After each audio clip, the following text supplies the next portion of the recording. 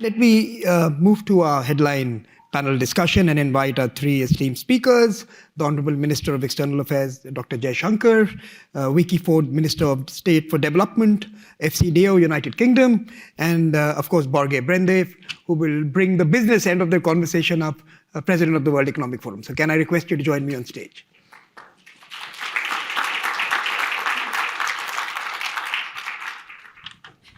Good evening, can you hear me? Yes, you can, so it works. Great, so Borge, let me start with you.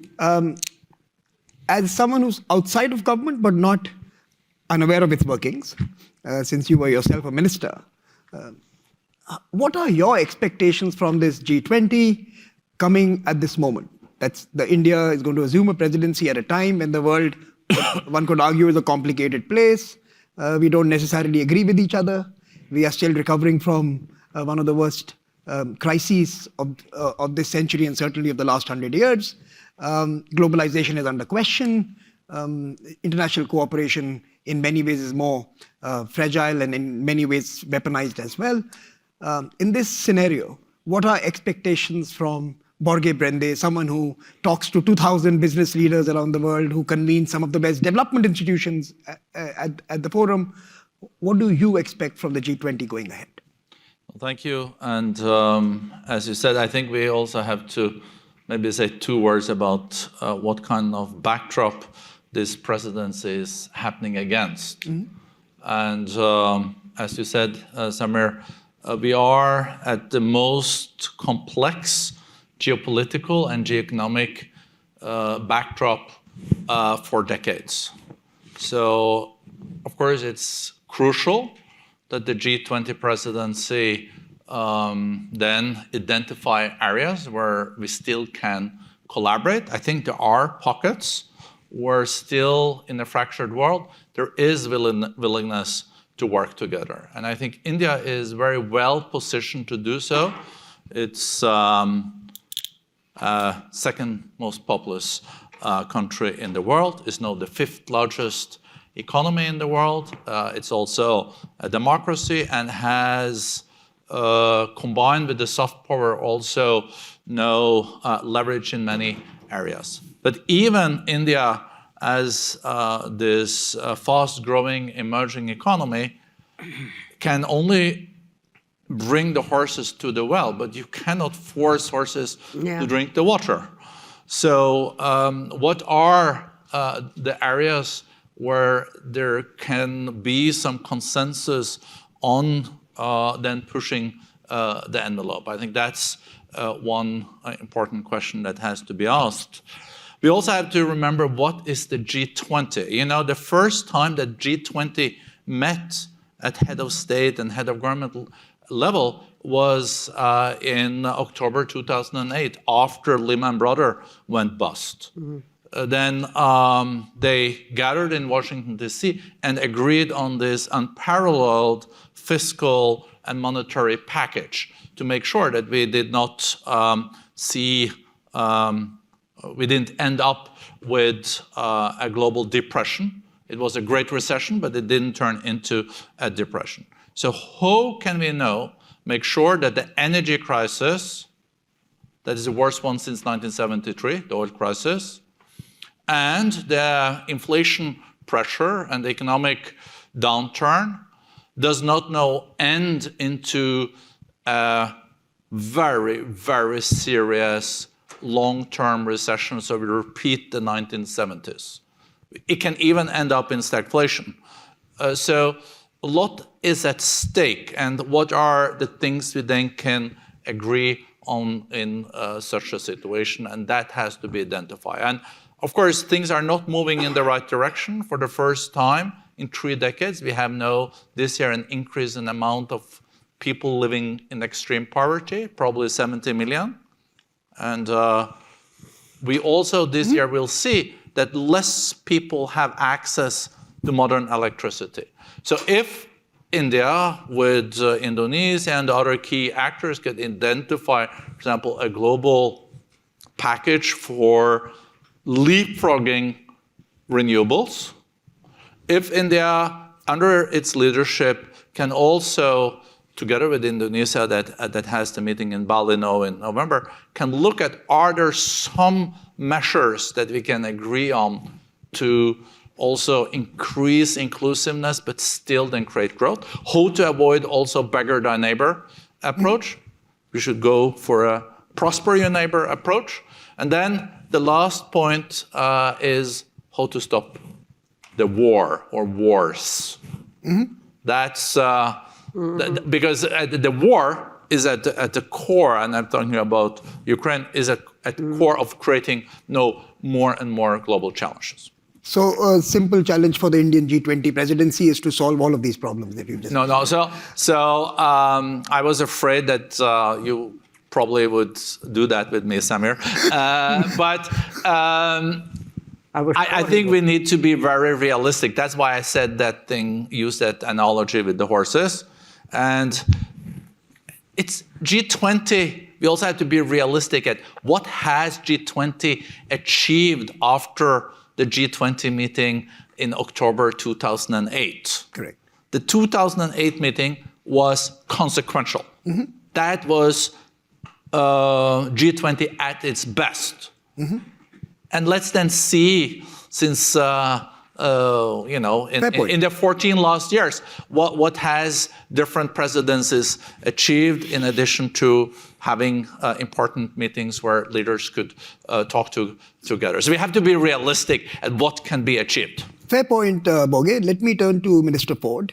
I think the crux of Borge's intervention is that when you had to save the banks, you were able to put together the money and save the financial system. But when it comes to saving the planet or helping the world, helping ease poverty and suffering, we don't do really that well as rich countries. I think that's the point Borge was making without being as gentle as I am. So how do we create a credible finance package to solve some of these crucial questions of development, of climate, of planet? And you guys have been in this business for a long time at FCDO. Yeah. How do we do it? Yeah. So really good question.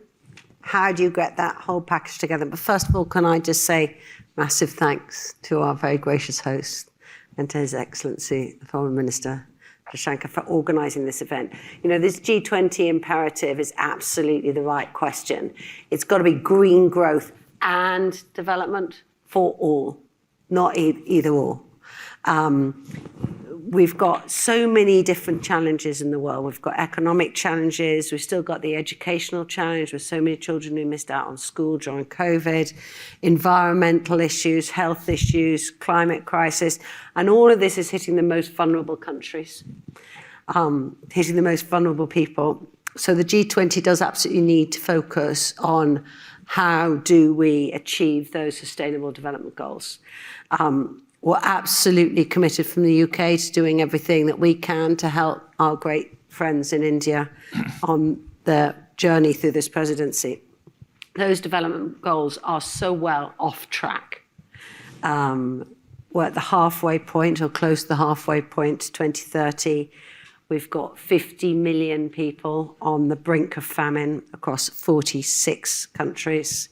This week at the Transforming Education Summit, we learned that the majority of children under the age of 10 cannot read.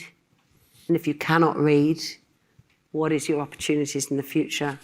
1 in 20 children are still dying from malaria before the age of 5. And then you've got these real extremes of climate-related weather events that they've really set back some of the gains we've made in development policy. I was in Malawi earlier this year, where the tragedy of the cyclone there that took out 40% of their electricity, completely diverted the main river that goes through the hydroelectric power. We've seen the Pakistan floods, but other countries, South Sudan, Puerto Rico, wiping away years of work, and then conflicts. You're absolutely right about conflict. I think in your opening remarks, you suggested that we were only focusing on Ukraine. That's absolutely not true. We need to focus on the conflict that's happening in so many parts of the world, particularly Ethiopia, dreadful drought, tragic conflict, huge humanitarian crisis. So we need to really look at areas where we can cooperate and try and find solutions. We need to find solutions to famine and food insecurity, humanitarian situations, health sickness, etc., etc. And also, as I'm the girl here, okay, we need to find the solutions that work for women and girls, because it's often the women and girls that are most affected, where you have conflict, where you have climate challenges, where you have poverty. And so the 3 E's, educating girls, empowering women, and ending violence against women, you need to embed all of that. And to do all of that, you need to make sure you've got the money to do it.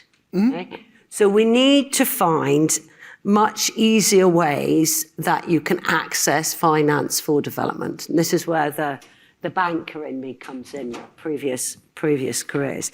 You know, ODA is still a crucial part of development finance. The UK is still one of the largest contributors of ODA in the world, and we're absolutely committed to making sure that ODA is directed towards the lowest income countries, especially many countries in Africa where the development progress is furthest behind. But you also need to remember that the majority of development finance actually comes from national governments themselves, private sector, and often from citizens themselves. So we need that sort of mixture of different financial resources as well as international investments.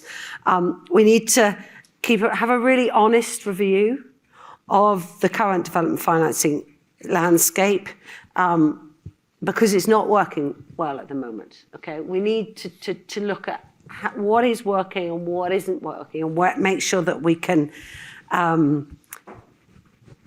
accelerate funding into areas where it's needed before the problem gets even worse. And that's a lot of the discussions I've had this week, is how can you accelerate and get ahead of some funding? So that means thinking outside the box, how you do your partnerships, taking more risks with more innovative financing mechanisms. And in the G20 and other fora, we've been talking a lot about blended finance, unlocking sources of funding that can have multiplier impacts. So I'll give you a little example.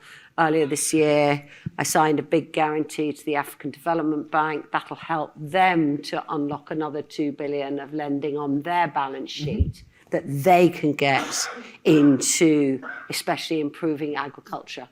So there's a techie issue that's happening at the G20 on capital adequacy frameworks for the multilaterals. That could also help to unlock more financing. So that's an important work. COP27 is also a big moment. So we need to keep doing everything we are doing on development. We mustn't drop the green growth side as well.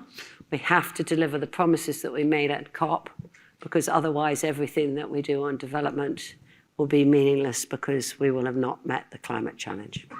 So before I'm going to turn to the Honourable Minister from India, but before that, let me just leave a question with Borge and with Minister Ford.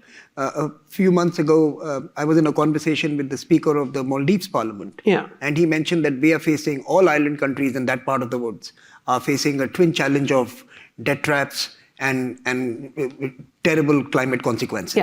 The economies are so fragile, how do you fund them? And they need funding if they have to survive the climate challenge. So I'm just leaving this, and I want to come back to... Can I just say one more thing on that? So my background before politics was infrastructure finance, okay? And if you don't have good infrastructure, your economy will never grow. So one of the things we've been doing in the UK is really focusing on how can we make sure that we can help unlock the power of the City of London, world's largest financial centre, into more reliable infrastructure finance offers that we're doing in a public-private partnership way through our development organisation. We've committed to unlock up to £8 billion worth of development financing between now and the end of infrastructure financing for developing countries in the next couple of years. And that is key to making this work. Minister Jaishankar, the Secretary General described this moment as a moment of overlapping crises. I see that as your foreign policy calendar going ahead.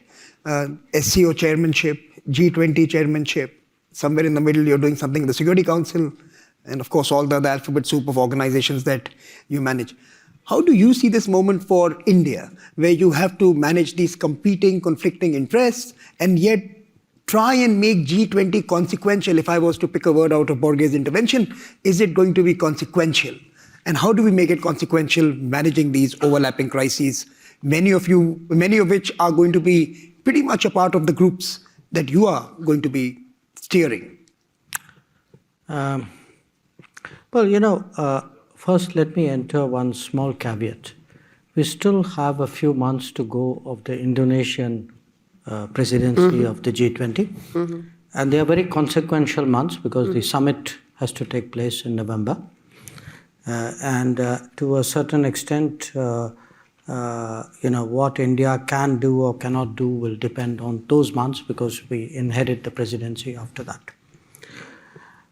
If you ask me what's the big thought or big concern I have with G20, to borrow a phrase from American politics, I think it's very important to let G20 be G20. Because if G20 gets distracted or completely preoccupied on issues which are not the G20's remit, because again, I go to what Borge said, look at the history of G20. It met at a time of a major global financial crisis. In the 14 years, I think he's a bit harsh about its working. I think they do have achievements, but the achievements are largely on the financial side, on the broader economic side, to some degree on the socio-economic side. So it's important that the G20 stay there, refocus there. Now, and we'll know after the Bali meeting whether that is indeed the case. The second point I would make is that the current times, the 2008 crisis was a different kind of crisis. But by any standards, I would assert we are in a crisis today. That if you look at, I just take this week, okay? We are completing the week of the high-level segment of the UNGA. So I'd say roughly this week I would have met about maybe 60 plus foreign ministers, 2/3 of them from the developing world. Yeah. Okay. And if there was a common concern that they had, and some of them were very, very expressive about it, the concern is that, there's an energy crisis, there's a food crisis, there's a fertilizer crisis, there's a debt crisis, there's a climate crisis, and nobody is listening to them. So, now the G20 is the ideal body to listen to them. So, one of the decisions we made, therefore, was actually to broaden the number of guests whom we invite to the G20. We've already announced the list. So that we get more voices who are talking about some of the real problems of the world which are not getting the attention, the recognition or the awareness that we should. So I think at this time, when we look at the G20, you spoke about other organizations. Yes, each organization is different. Each one has a separate mandate. But I think some of these problems are today common. Pretty much every conversation today comes back to these issues: fuel, food, fertilizer, debt, finance, climate. And I think it's very important that the world should focus there. Mr. Minister, Shombi mentioned the India model. You have a book, The India Way. Are we going to see, in many ways, a test of that in the year ahead? How do we bring some of these competing forces, voices, interests, all alignment is the new term, right? Align with everyone. How do we create something consequential using the capacities of having a conversation with folks with differences and try and produce a common thread that maybe responds to what you just mentioned: fuel, fertilizers, subsidies, finance? Well, I think the India model is a very strong word. I'd say India experience. And if you actually look, especially at the last 3 years, I think really remarkable things have happened in India. And sometimes developments which even Indians either take for granted or the enormity of it doesn't hit them because they see it in their everyday lives. I mean, I'll start with the most obvious one. The fact that you could actually get 2 billion shot in the arms. Yeah. And I use the word shot in the arm because there are countries, one part of the challenge was actually to get the vaccines. I think an even more difficult part of the challenge was actually to get it out of the vial into the arm. And a lot of countries have struggled with it and are still struggling with it. And it's not just getting it into the arm, it's how you got it into the arm and the organization which went for it. And there was a big takeaway from this, which is the power of the digital. So if you look at other things which happened, developments on a big scale, in a very remarkable way, in a very consequential way. If you look at the food support program that we have, if I had come to you, Samir, 5 years ago and said the government has a program to regularly give food week after week to 800 million people, you would have laughed at me. Okay, but that's what's happening in the country. You remember when this open the bank account idea started and people were wondering, what was this about? Now the fact is, because the bank accounts were there, we actually are putting money into 400 million plus bank accounts. If the bank accounts weren't there, think of the problem. Now the digital model is today, there's this whole direct benefits transfer. Today the health cover scheme is being built on that. The replacing firewood with gas is being built on that. The housing scheme, if you look at the number of houses and the beneficiaries of the houses, even in fact the multiple, you can say, pensions and benefit schemes. And each of these, you are looking 300 million, 200 million, 400 million. This is on a massive scale in a very, very rapid time frame. So if to me there's a common takeaway, it is the application of the digital transformation to digital, I would say, backbone, really, to delivering governance on the ground. So that's one part of the answer. The second part of the answer is in terms of what when you say the India way, how do you deal with different people?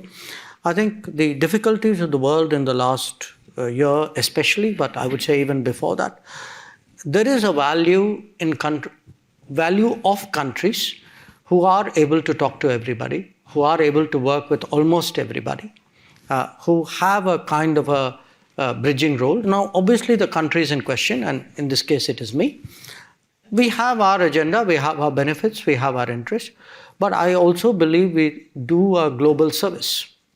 So if I spend my time this week in this town and talk to 50, 60, 70 ministers, there's a very good reason why that is happening. Other than my attractive personality, I think we are actually of use to them. There is a value that we bring to the table, and I think that's a very important part of changing the world.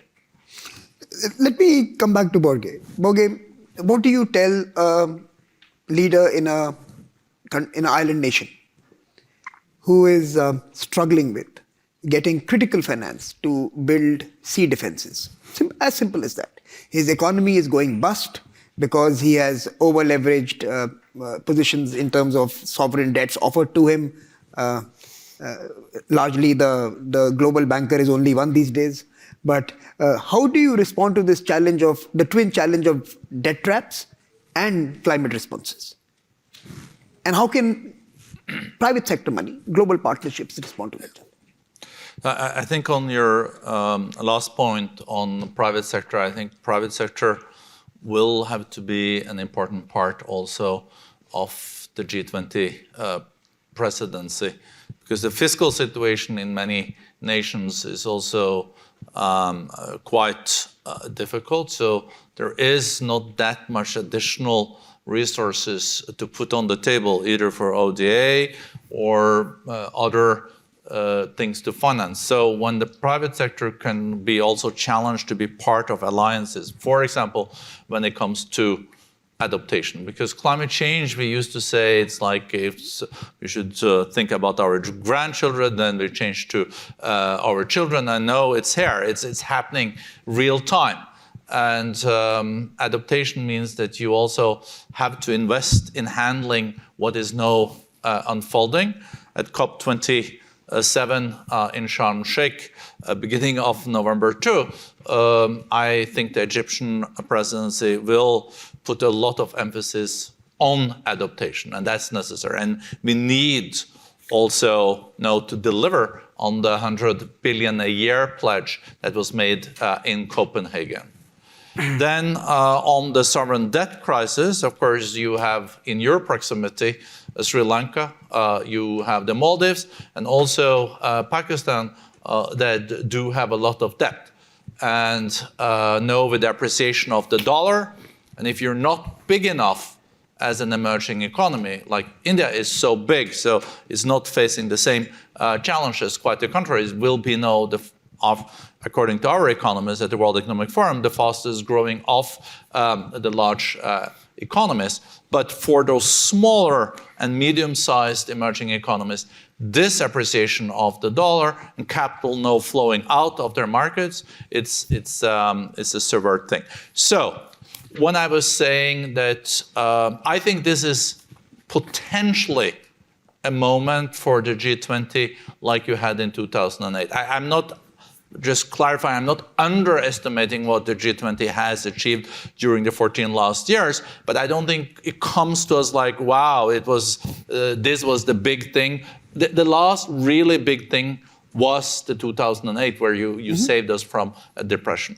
But is there, in the current polarized world where the Security Council is so toxic, are there ways to then bring some consensus on, for example, a big energy revolution? And sometimes a crisis is also an opportunity to get things done. That's what we saw in 2008.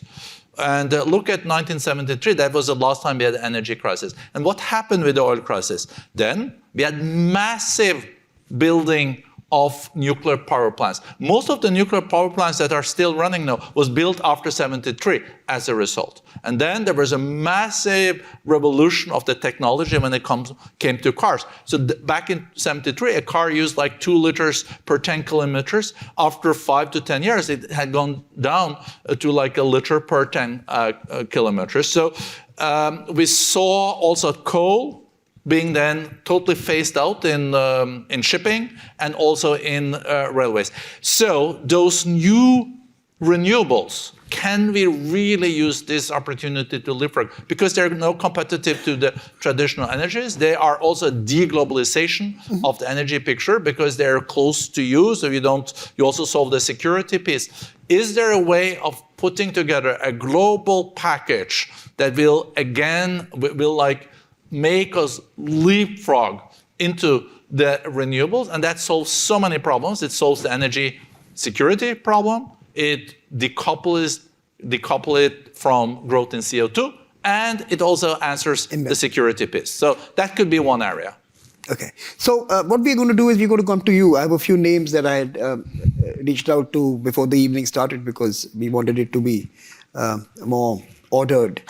So I'm going to ask Amar Bhattacharya, Alexis Crow, Ayode, of course, I see her here, so I'm going to come to you as well. And of course, Vaishali, I'm going to come to you as well this evening. So let me first start with, I'm going to give you all a minute each. So don't make it an intervention, make it a idea or a question.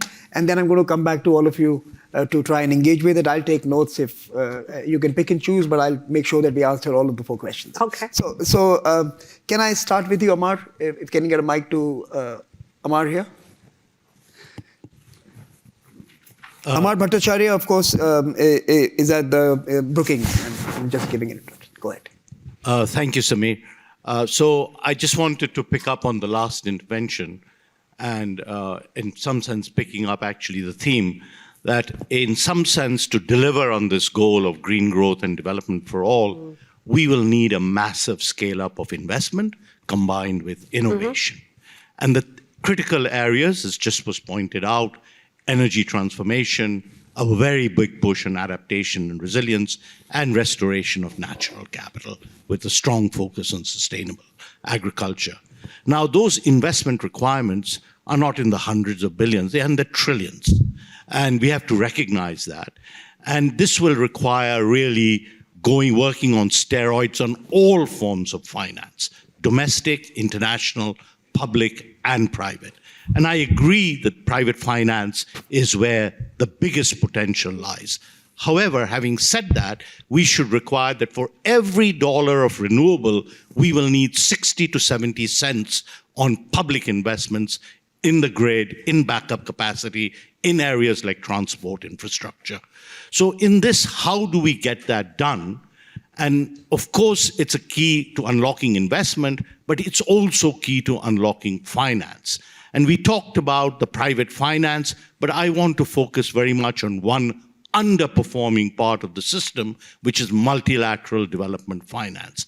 And yes, the G20 Capital Adequacy Framework report is very good, needs to be followed through, but why don't we also talk about additional capital for the MDB system? You know, the World Bank has lent 750 billion on the back of 20 billion of paid-in capital. Why don't we put that on steroids for this agenda that we are talking about? So that's a good question that we'll come back to you, that why don't we put the MDBs on steroids? And can G20 actually be thinking about that? A big question. Give life to the Bretton Woods that are flailing and failing in some sense to keep up with what's happening. Ayode, do you want to come in? Can I have a mic for Ayode? And she, of course, is the special envoy of the WHO at the ACT Accelerator. So Ayode, over to you. Thank you very much. And I will introduce myself with my other hat also, which is POWER, because it is the Africa Vaccine Delivery Alliance, what used to be, but is also now the Africa Pandemic Preparedness Alliance. So like I said, when I was at Rosina earlier this year, Africa plus India, plus Indonesia, plus Brazil is POWER. And so no pressure, Minister, no pressure at all as you head into this presidency. But I'm delighted to see my friend Borge Brende here, who partnered with us so beautifully in Nigeria when we had the Lake Chad crisis and brought that humanitarian partnership, true partnership to the fore. What I have to say is that I agree with you, Borge. I think we're in a huge historical moment. And as I look directly at you, Minister, you're going to have a hard next year, but we're all here to support you. I think it is like 2008, but I think it is bigger because we have a nexus of conflict. We have a nexus of COVID. Yeah. We have a nexus of climate.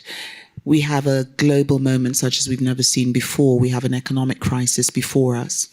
And we also, and nice also to see Vicky here, we cannot rely on our old partners because we now have to learn to stand on our own 2 feet. And the developing country troika, as we call it, of presidencies, Indonesia, now yourselves, and Brazil, and we hope South Africa later, we need to begin to look at how, as you said, we bring in those greater inclusivity of voices. I've just come from the UN building where there was a Secretary General hosted session on COVID and exactly what you said, getting shots from ports to arms, but also diagnostics and therapeutics. But what everybody's forgetting is that we now have 8 million COVID orphans in this world. Those are the ones we can measure because we failed to deliver on equitable access. We failed as a global community. So how does the G20 presidency, talking about all of the economic imperatives, I'm a medical doctor, I'm not very smart on math, and I'm a humanitarian, but talking about all those economic imperatives, how do we, and when I say we, I mean we, the whole of Africa, the whole of Indonesia, the whole of Brazil, how do we and yourselves all come together? Because this is a moment, and you have the technological know-how, you have the political know-how. How do we come together to ensure that we are no longer left behind?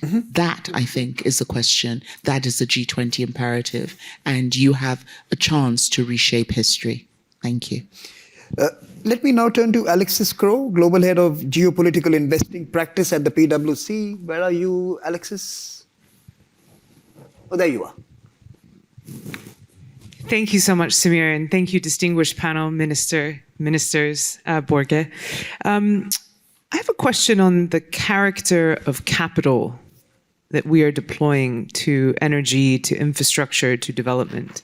Because it strikes me that the G20 has been a lot about debt and not so much about equity, that it's been a lot about finance and not so much about investment.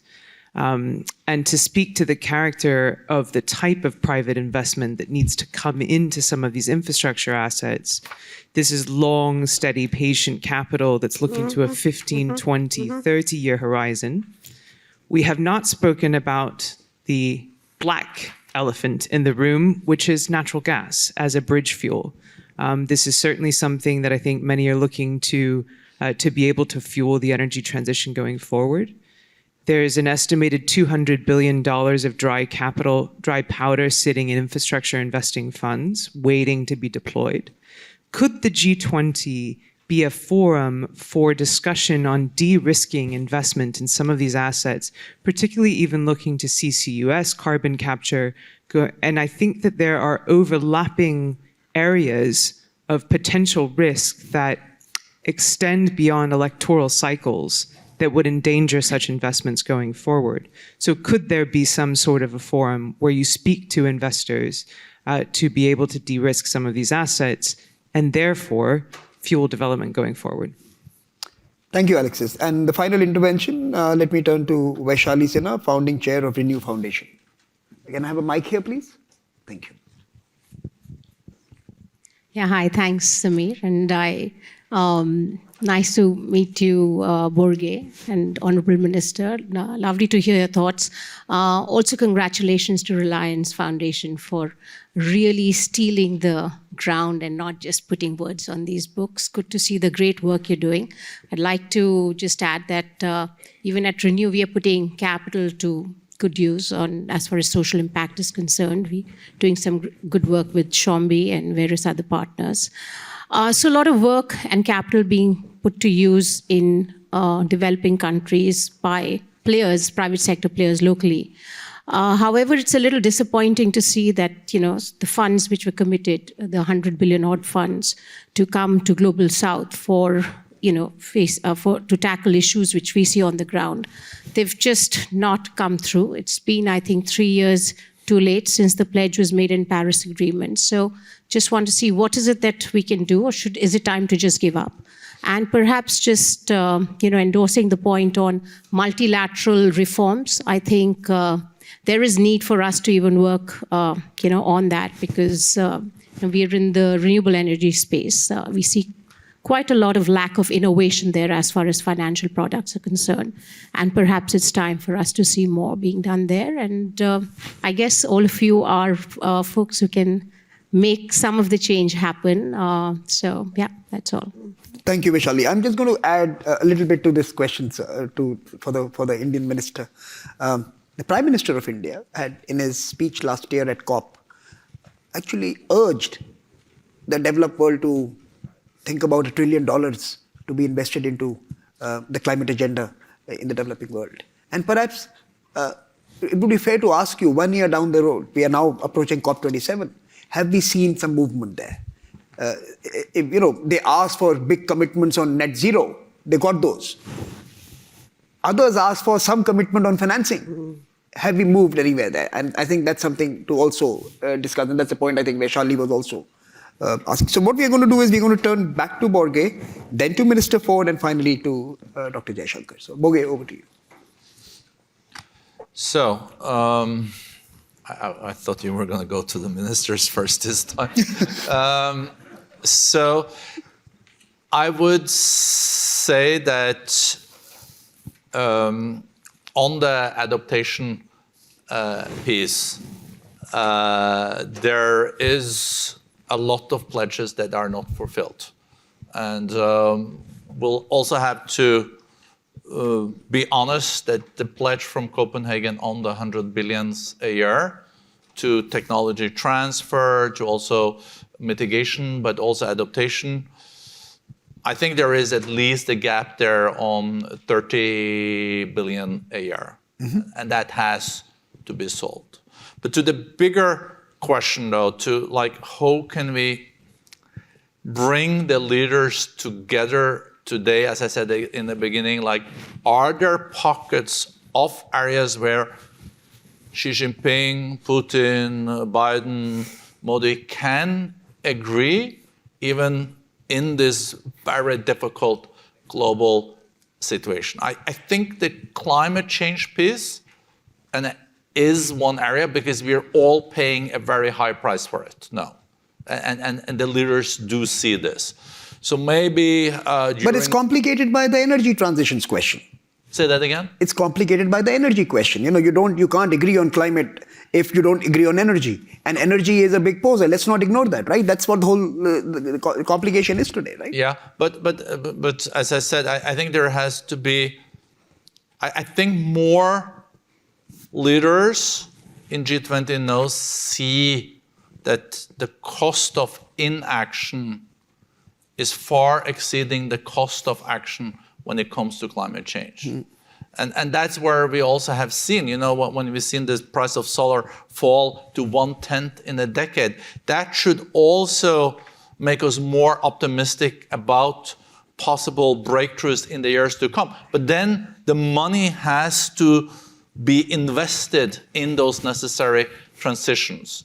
So based on this observation that we have come to a point where there are parts of our planet where it's not possible to live part of the year because of the heat now, I think that there can be a possibility for breakthroughs, for example, during the G20 in such a situation. And what about I'm thinking also about the G2 though. Let's face it, the US and China is 50% of the global economy. I think there might be then a possibility both in Bali, but also during India's leadership to get some agreements in the energy and environment and climate field. I think with Russia might be a little bit more tricky, but we know from these global negotiations that if China, US, India and Europe agrees on this, then it does happen. You know, it's just. And is the MDB idea a good idea that Amar was mentioning? Yeah. No, it's you know, we have to go from billions to trillions, and that's the only way to use the leverage, and you have to think out of the box. So maybe a good way now is to start with the Bretton Woods Institution for India, and then create new thinking around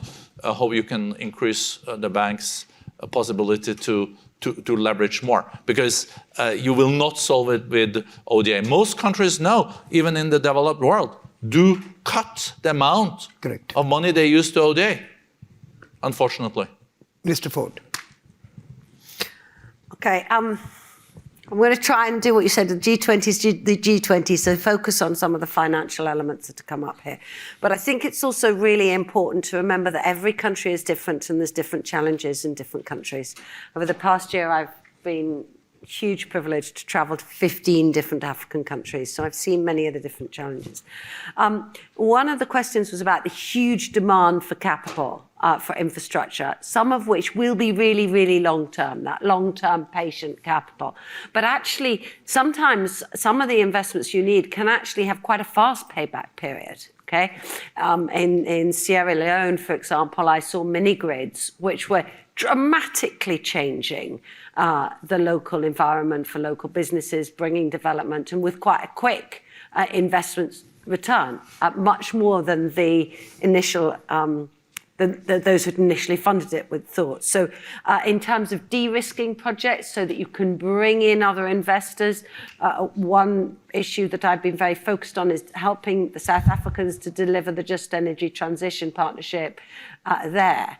Is a huge commitment from the UK and others at COP, but it's such an important example. They are making good progress on that, and I hope that that will help to bring in more investors as well. You asked about small island states and their particular vulnerabilities. The Glasgow Pact particularly pointed out their vulnerabilities. They have real challenges accessing financing, and I'm absolutely trying to use my voice as the UK for them to change, for example, some of the issues they have in accessing ODA.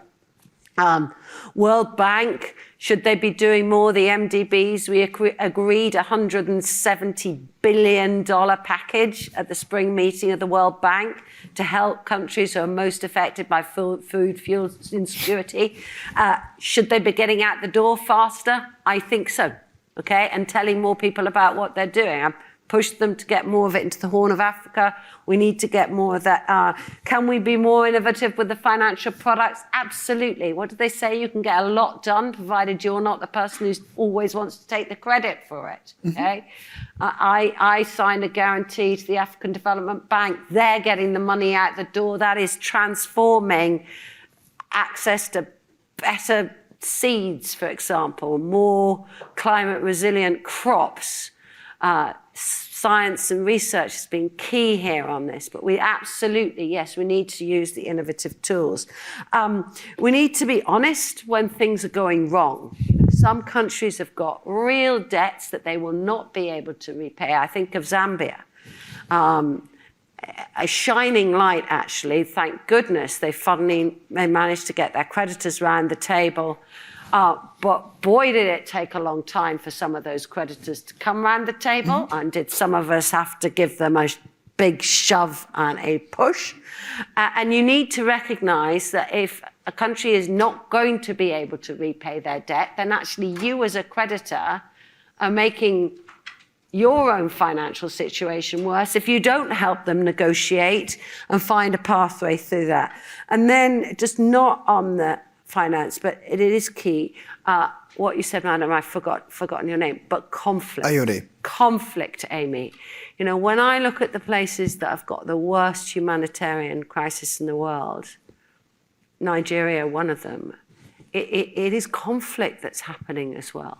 And we need to find, in my head, the way I think about it, we need to find a better way to look at conflict resolution and humanitarian issues together with development, and the UN's got a key role to play with that. I grew up in Northern Ireland. I spent my childhood in a part of the United Kingdom where we had conflict. I remember being in my classroom when a bomb went off across the world, hiding underneath, off the road, hiding underneath my desk. We need less conflict in this planet, and that will make it much easier. But we need to keep the peacekeeping side of it as well. Sorry, brain dump. Thank you. Dr. Jaishankar. Okay, let me, in a sense, respond the way the observations were made. First issue, really, the role of the MDBs. Absolutely, I think it's vital. MDBs, if you look at the history of the post-Second World War growth of the global economy, the MDBs have to lead. You know, if the MDBs lead, business will follow. And somewhere there has to be rethinking, re-energizing, reprioritizing out there. And particularly when it comes, you referred to what the Prime Minister said at COP26. You are not going to get that kind of big-scale green growth if the MDBs do not change the policies and lead accordingly. Now, the second observation about, how do we get together make sure people don't get left behind. Now, look, sadly, in fact, we're seeing more of the leaving behind rather than less of the leaving behind. During the COVID, we actually had countries which stocked up 8x the vaccine levels of their population, and countries which didn't have 1/8 the vaccines of their population. Now, did people learn lessons from it? I'm not so sure. We have seen in the last, just look at this year, okay?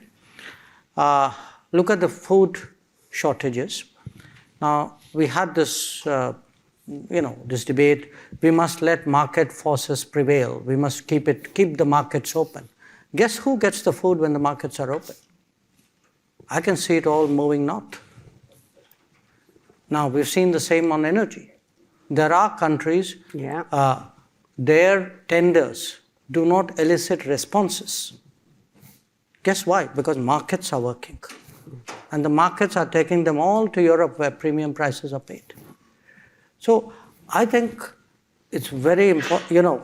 When I was telling you that 2/3 of the people I met on this week were really, I don't think grumbling was the word. They were really angry about the state of the world. They're angry about the state of the world because in the guise of very, politically correct formulations, they're getting shortchanged every day. And it's like, that's the way the world is. And I think we need to ask ourselves how long that's going to continue. I wish I could hold out more hope for you, but this year's experience, sadly enough, has not been terribly encouraging. The energy issue, I think you used the word de-risking. So that's almost like, there's an act or there are multiple acts of God and, let's find a way of dealing with it. Look at the energy predicament we have landed ourselves, okay? There was an opposition to hydel projects. Now suddenly hydel is politically correct. There's an opposition to nuclear projects. Now people are remembering nuclear. There was coal fundamentalism. Coal plants are being lighted up again. So now if you look even at oil and gas, guess what? You put Iran out of the market, Venezuela out of the market, you want to put Russia out of the market. So what is the world supposed to do? This is not about de-risking. This is about keeping the markets alive. And these are policy choices which countries have made.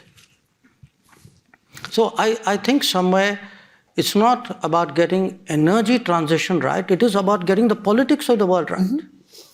So that is something really we need. We need to diagnose this right. And on the funding, the $100 billion. In fact, the last meeting I was in with a lot of small island developing states, one of the ministers actually told me, he said, look, it was very hard to get $100 billion for climate change, which is existential. But somehow when there's a conflict, the purse strings get loosened. If you add up all the commitments which have been made for the big conflict which is underway, we're pretty close to $100 billion there. So, there's no shortage of money. There is I would say, a lack of urgency. And therefore, to my mind, it will take a crisis, and I'm afraid, as you put it very well, Borge, climate change is here. It is real time. So I think between the conflicts, the COVID, the climate change, my sense is we are reaching a kind of a crisis period where, the world will have to take some very radical decisions. Now, whether they get taken in the G20 or outside the G20, bits and pieces next year, all that we don't know. But it is today, I would say, truly an inflection point. Mr. Minister, final question to you as we close. Multilateralism, I think that's what you referred to in your comments just now. Is it time to rethink fundamentally the architecture of multilateralism? Is this something that is going to be an Indian priority, G20 or outside? Rebuilding the undergirding of our interconnected world. There are two words which are under attack currently. One is globalization and one is multilateralism. I don't think there's anything wrong with either of them.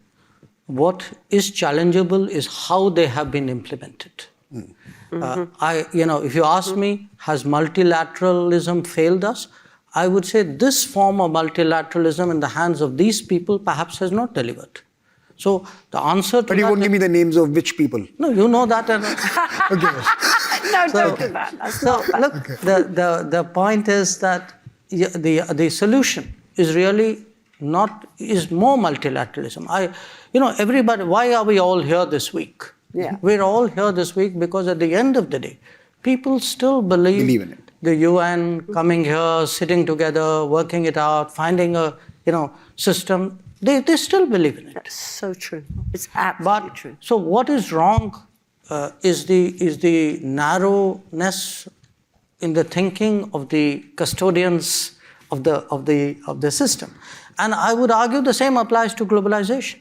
The real problem with globalization is it was so centralized that when the CPU had a problem or the CPU wanted to leverage it, everybody had a problem. Mm-hmm. So the solution to globalization is decentralization. Decentralized globalization. And I would argue the solution to multilateralism is reformed multilateralism, not a 1945 version of multilateralism, which is 75 years, 80 years young or old.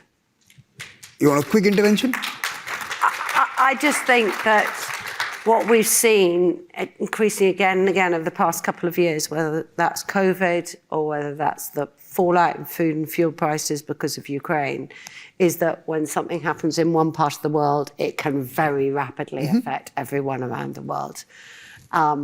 We had a very emotional time over the past few weeks in the UK with the death of Her Majesty, and she was great at bringing the world together. And on Sunday, and she set all of her funeral plans. On Sunday night, she had planned that world leaders would come together and talk to each other informally at her night before her funeral. They did that again for an hour whilst the crowds were dispersing after the service.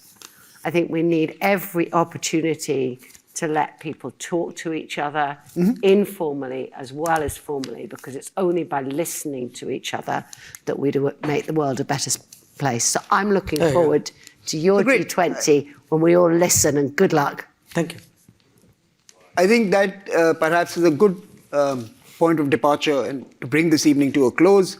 We are hosting this because we want this to be an arena where we can listen to each other. We want to institute an India Day every year during the UNGA week so that we can bring experiences from India, our journeys from India during that year, and of course, allow others to share their journeys as well, to learn together, to walk together, to solve together. That certainly is one attribute of Shombi's India model, that is diversity and differences should be celebrated, not cancelled and audited. And I think that could be a lesson from this evening. Please join me in applauding this wonderful panel for their contributions, and allow me to introduce the editor of this volume that's on your table, Vanita, and request her to propose a vote of thanks. Thank you, Samir.